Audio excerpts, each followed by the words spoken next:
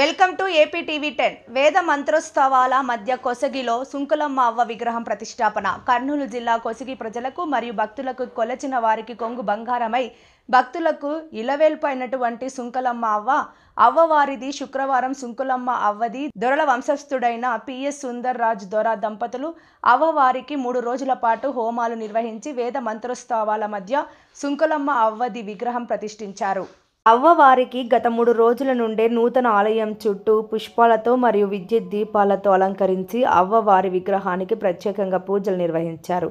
PS Sundar Raj దొర మాట్లాడుతూ సొంత నిధులతో సుంకులమ్మ అవ్వ ఆలయం నిర్మాణం చేపట్టడం జరిగిందన్నారు. గత 3 రోజుల నుండి ప్రత్యేక హోమం నిర్వహించామన్నారు. శుక్రవారం నూతన ఆలయంలో అమ్మవారి విగ్రహం ప్రతిష్ఠించామన్నారు. ఉదయం నుండి కుంకుమార్చన, బిల్వార్చన, ఆకు పూజ, కుంభాభిషేకం, ప్రత్యేక పూజలు, మహామంగళహారతి లాంటివి నిర్వహించామన్నారు.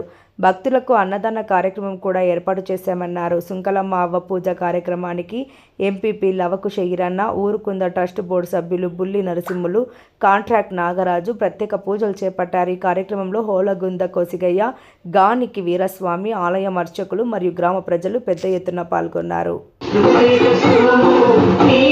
प्लेलिस्ट में नए गाने डाल सकते हैं, तो आज ही बनाइए अपने मनपसंद गानों की प्लेलिस्ट और